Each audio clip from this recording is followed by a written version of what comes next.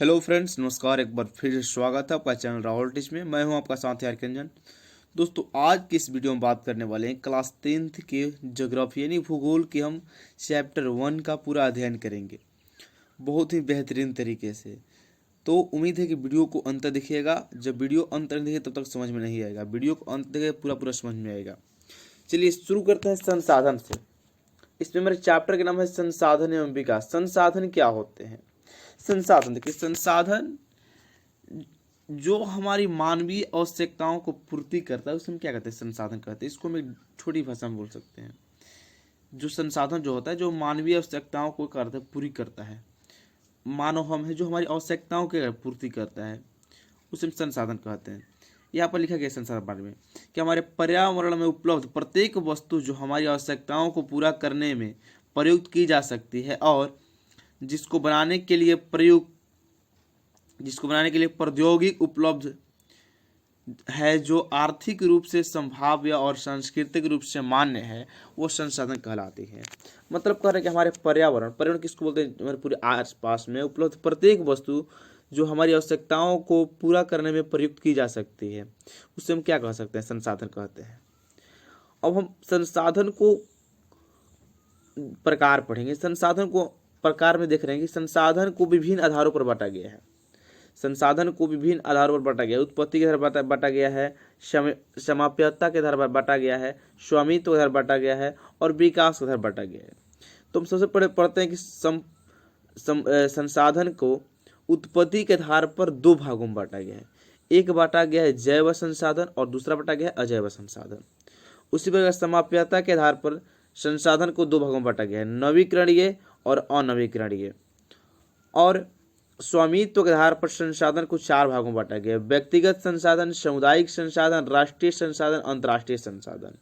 उसके बाद विकास के आधार पर संसाधन को भी चार भागों में बांटा गया है, संभावित संसाधन, विकसित संसाधन या भंडार संसाधन और संचित कोश संसाधन। अब ये पूरा संसाधन जो बांटा गया है, इसको हम बारी बारी से डिटेल में पढ़ाई करेंगे, इसके बारे में जानेंगे कि मतलब जो उत्पत्ति के आधार पर दो संसाधन है, जैव संसाधन और जैव संसाधन, ये इनमें कौन कौन से संसाधन आते हैं। देखिए, जैव संसाधन किसे कहते हैं? जैव संसाधन के बारे में पढ़ते पहले। जैव संसाधन क्या होता है? तो वैसे संसाधन जो सजीव पदार्थों से मिलते जुलते हैं, इसे क्या कहते हैं? जैव संसाधन कहते हैं। जैसे यहाँ पर लिखा गया है कि वैसे संसाधन जैव संसाधन कहलाते हैं जो जैव मंडल से मिलते हैं। मतलब कि सजीव संसाधन को हम क्या कहते हैं? सजीव पदार्थ को हम क्या कहते हैं? जैव संसाधन कहते हैं। और निर्जीव पदार्थ को हम क्या कहते हैं? अजैव संसाधन। देखिए, सजीव में क्या आता है? मनुष्य आता है, वनस्पति आता है, मछलियाँ, प्राणी जगत या पशुधन या बहुत सारे जो जिसमें जान होता है उसको हम सजीव कहते हैं सजीव ना। तो जो सजीव पदार्थ से मिलते हैं उसे हम क्या कहते हैं? जैव संसाधन कहते हैं। और अजैव किसे कहते हैं? तो जो संसाधन निर्जीव पदार्थों से मिलते हैं उसे क्या कहते हैं? अजैव संसाधन। इसको परिभाषा के रूप में लिखा गया कि वैसा संसाधन जैव संसाधन कहलाता है जो जैव मंडल से मिलते हैं। जैव मतलब होता है सजीव और अजैव मीन्स क्या होता है? निर्जीव। तो वैसे संसाधन जैव संसाधन कहलाते हैं जो जैव मंडल से मिलते हैं। जैसे में लिखा गया, उदाहरण के लिए मनुष्य, वनस्पति, मछलियाँ, प्राणी जात, पशुधन, पेड़ पौधे, बहुत सारी चीज हो सकता है। अब अगला पढ़ेंगे अजैव संसाधन। अजैव संसाधन क्या कहलाता है? तो वैसे संसाधन जो निर्जीव पदार्थों से मिलते हैं उसे अजैव संसाधन कहते हैं। यहाँ पर लिखा गया परिभाषा में कि वैसे संसाधन अजैव संसाधन कहलाते हैं जो निर्जीव पदार्थों से मिलते हैं, जैसे मिट्टी, हवा, पानी, धातु, पत्थर, ईंट, धूल कण, जो भी हो सकता है, मतलब कि जिसमें जो निर्जीव होता है। तो निर्जीव वाले सब क्या कहलाएंगे? अजैव संसाधन कहलाएंगे। हाँ, बशर्ते सजीव होगा तो क्या हो जाएगा? जैव, और निर्जीव का अजैव।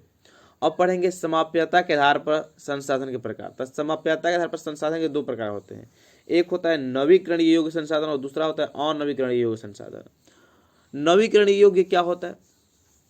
तो देखिए, कुछ ऐसे संसाधन है जिन्हें हम भौतिक या रासायनिक तरीकों से उसे हम पुनः प्राप्त कर सकते हैं, उसे हम क्या कहते हैं? नवीकरणीय योग्य संसाधन। लेकिन कुछ ऐसे संसाधन है जिसे हम भौतिक, रासायनिक या यांत्रिक प्रक्रियाओं द्वारा हम उसे प्राप्त नहीं कर सकते हैं, उसे हम कहते हैं अनवीकरणीय संसाधन। जैसे हम बोल सकते हैं, जैसे हम ले लेंगे, मान लीजिए कि सौर ऊर्जा ली हमने सौर ऊर्जा, सौर ऊर्जा को प्रकाश आया, प्रकाश को हमने, प्रकाश के सहारे हमने उसका एनर्जी कन्वर्ट किया, विद्युत ऊर्जा में उसको कन्वर्ट किया, पवन ऊर्जा, जल, इसको हम पुनः दोबारा इसको हम ला सकते हैं, मतलब इसको पुनः दोबारा उपयोग में हम ला सकते हैं। लेकिन अनवीकरणीय संसाधन ऐसा होता है कि इसे हम पुनः दोबारा उपयोग में नहीं ला सकते हैं, उसे हम कहते हैं अनवीकरणीय संसाधन। अनवीकरणीय जैसे हो जाएगा पेट्रोलियम, पेट्रोलियम एक बार जल जाएगा, क्या उसको दोबारा ला सकते हैं? नहीं ला सकते हैं। लेकिन सौर ऊर्जा की बात करते हैं तो जब प्रकाश आया तो आया, इसको हो भी करेगा, हमको एनर्जी भी दिया, आप उस कहते हैं। लेकिन हम पेट्रोलियम की बात करते हैं, पेट्रोलियम गाड़ी में डालते हैं तो गाड़ी में डालने के बाद चलेगा तो खत्म हो जाएगा, उसको उसके जो धुआं होता है, धुआं के साथ थोड़ा हम पेट्रोलियम प्राप्त कर सकते हैं, या फिर पेट्रोलियम को केवल देख कर थोड़ी गाड़ी चल सकता है। लेकिन यहाँ पर सौर ऊर्जा जो है, सौर ऊर्जा को रख देंगे हम तो हमारा एनर्जी क्या हो जाएगा? आ जाएगा, हमारा जो चार्ज हो इसमें से आ जाएगा। तो नवीकरणीय संसाधन है कि इसको हम वैसे संसाधन जिसको हम भौतिक, रासायनिक या यांत्रिक प्रक्रियाओं द्वारा पुनः प्राप्त कर सकते हैं, उससे हम कहते हैं कैसी? नवीकरणीय योग्य संसाधन। और अनवीकरणीय संसाधन क्या है? तो वैसे संसाधन जिससे हम भौतिक, रासायनिक या यांत्रिक प्रक्रियाओं द्वारा पुनः प्राप्त नहीं कर सकते, उसे हम कहते हैं अनवीकरणीय संसाधन। जिसमें एक और लेते हैं कोयला, जैसे एक और लेते हैं हम कोयला लेते हैं, कोयला ले लिए तो कोयला को रखेंगे केवल सामने तो हमारा खाना पक जाएगा? नहीं पकेगा। लेकिन उसको जब जला देंगे तो हमारा उस पर खाना क्या हो जाएगा? पक जाएगा। तो वो तो जब जला देंगे तो नष्ट हो गया, वो काम बन गया, वो तो हमारा राख हो गया। तो जब राख हो गया, जो हमारा कोयला जो है क्या हो गया? हमारा राख हो गया। तो उसको हम बना सकते हैं राख से फिर कोयला?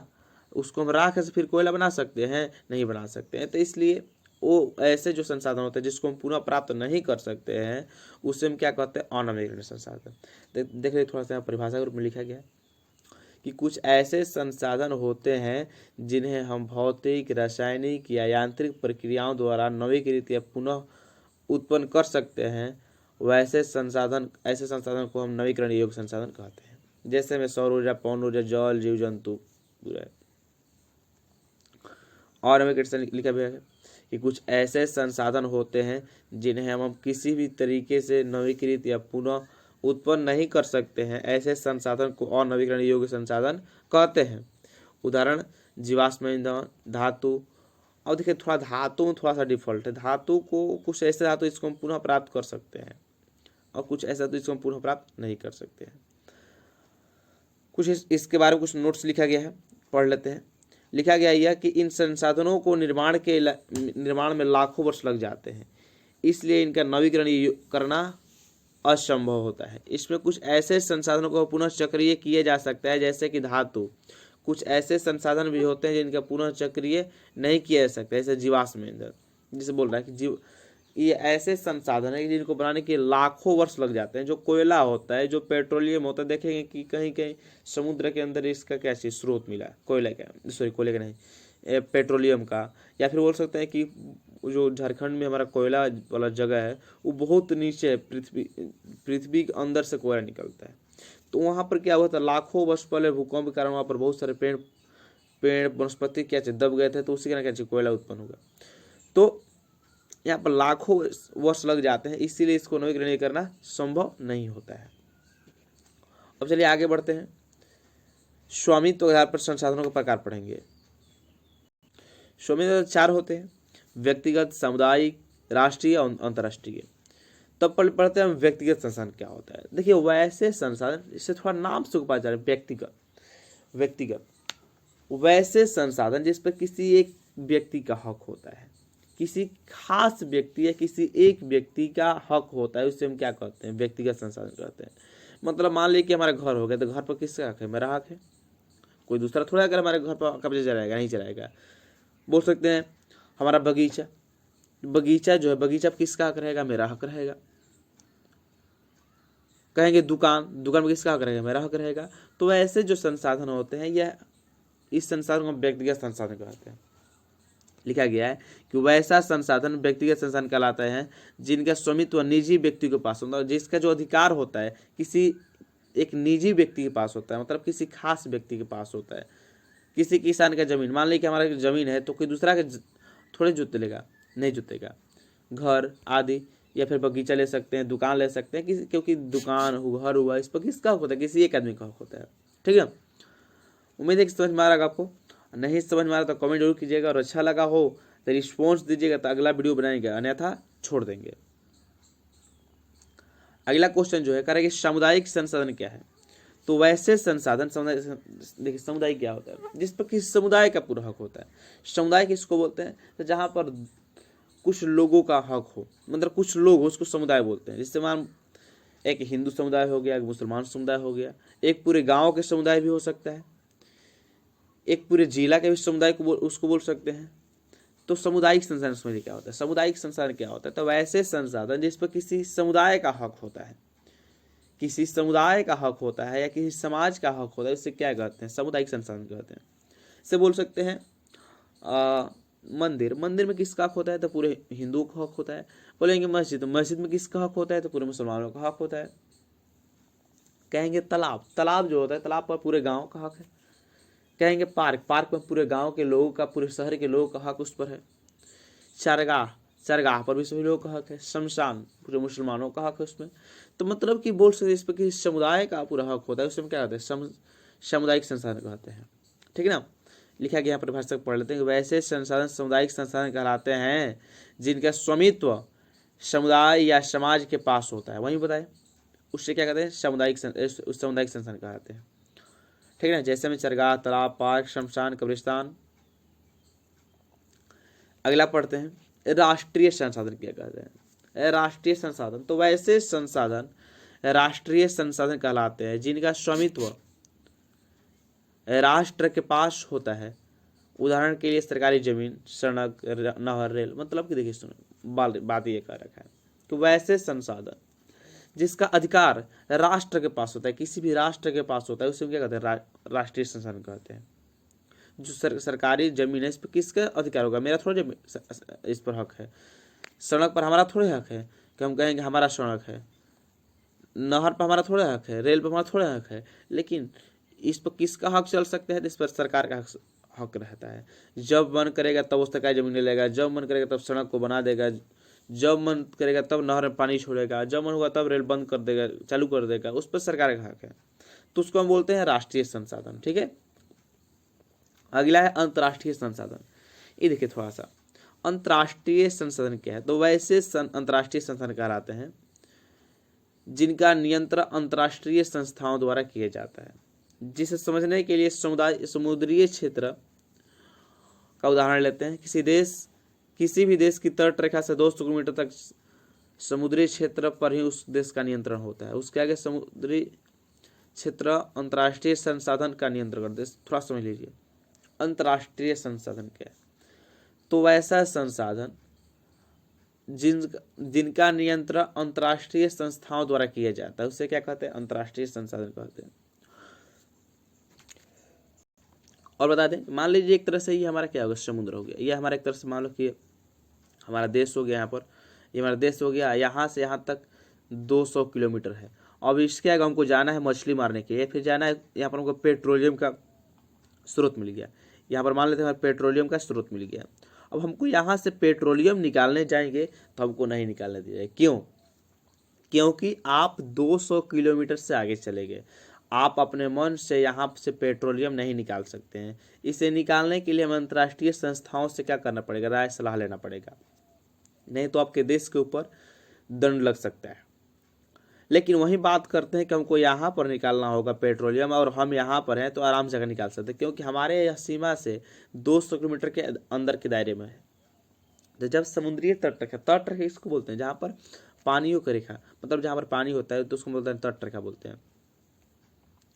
तो अगर 200 किलोमीटर के अंदर रहेगा तो हम कुछ भी कर सकते हैं, उस पर हमारा हक है। लेकिन 200 किलोमीटर जहाँ आगे बढ़ेंगे तो उस पर अंतर्राष्ट्रीय संस्थाओं का हक होता है।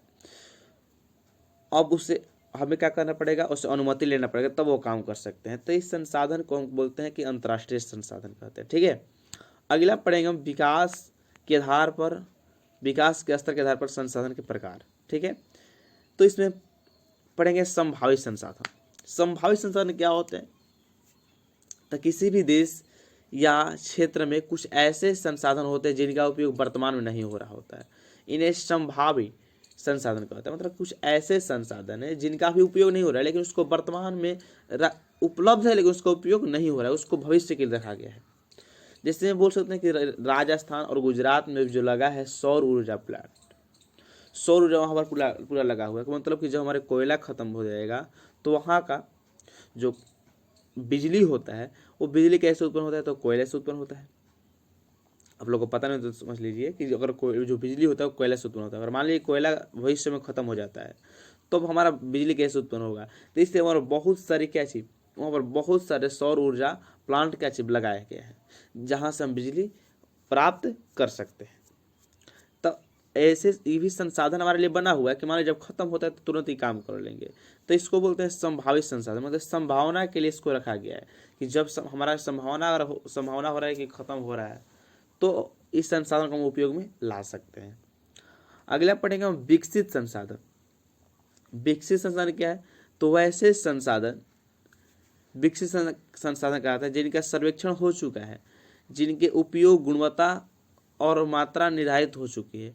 मतलब जिनका जो उपयोग की गुणवत्ता है और उसकी मात्रा निर्धारित कि इतना ही इसका गुण है और इतना ही इसकी क्या है मात्रा भी है, तो ऐसे संसाधन को विकसित संसाधन कहते हैं।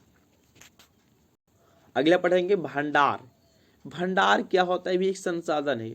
मतलब कि कुछ ऐसे संसाधन होते हैं जो उपलब्ध तो हैं लेकिन उनके सही इस्तेमाल के लिए हमारे पास उचित टेक्नोलॉजी नहीं है। मतलब हमारे देखिए कुछ चीज़ हम रखे हैं, हमारे पास कंप्यूटर है, वो हमारे लिए उपयोग है लेकिन हमको चलाने नहीं आता है, तो ऐसे संसाधन को हम क्या बोलेंगे, भंडार बोलेंगे। तो वही बोला गया कि कुछ ऐसे संसाधन होते हैं जो उपलब्ध तो हैं लेकिन उनके सही इस्तेमाल के लिए हमारे पास उचित टेक्नोलॉजी का अभाव है, ऐसे संसाधन को भंडार कहते हैं। जिससे में हाइड्रोजन का ईंधन, अभी हमारे पास इस ईंधन के लिए इस्तेमाल के लिए उचित टेक्नोलॉजी कोई है ही नहीं, ठीक है। तो ऐसे संसाधन को हम कहते हैं भंडार कहते हैं, ठीक है। अगला पढ़ेंगे संचित कोष। संचित कोष क्या होता है, तो यह जो होता है संचित कोष से भंडार का क्या है हिस्सा है। इसके उपयोग के लिए टेक्नोलॉजी तो मौजूद है लेकिन अभी इसका सही ढंग से इस्तेमाल नहीं हो रहा है। मतलब कि संचित कोष जो होते हैं यह क्या है, भंडार है।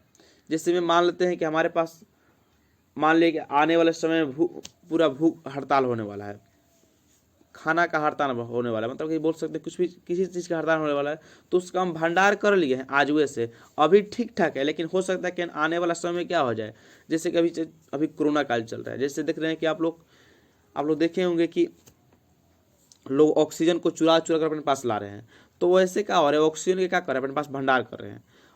मतलब कि वो संचित कर दे रहे हैं कि हमारे पास जब उपयोग में आएगा तो इसको उपयोग करेंगे। तो उसी प्रकार का संचित कोष है। तो संचित को जो संसाधन होता है ये हमारे पास क्या है, ये अभी भंडार का हिस्सा है और इसके उपयोग के लिए टेक्नोलॉजी भी मौजूद है लेकिन अभी इसका सही ढंग से इस्तेमाल नहीं किया जा रहा है, नहीं हो रहा है। जैसे वो नदी का जल से पन बिजली परियोजना द्वारा बिजली निकाली जा सकती है लेकिन वर्तमान में इसका इस्तेमाल सीमित पैमाने पर ही हो रहा है। तो ऐसे संसाधन को संचित को संसाधन कहा जाता है, ठीक ना। तो हम लोग आज इतना ही क्लास क्लोज करते हैं क्योंकि हमारी यह पार्ट 1 के रूप में हमारा यह वीडियो रहेगा। अगर यह अच्छा लगा रहेगा तो हम इसका पार्ट 2 जरूर बनाएंगे, अगर आप लोग रिस्पॉन्स दीजिएगा तब, ठीक है। तो वीडियो को सभी अपने दोस्तों से जरूर शेयर कीजिएगा और चैनल पर नए हैं तो चैनल को सब्सक्राइब करके बेल आइकन को प्रेस कर लीजिएगा। तब तक मिलते हैं अगले वीडियो में, तो सभी को जय हिंद।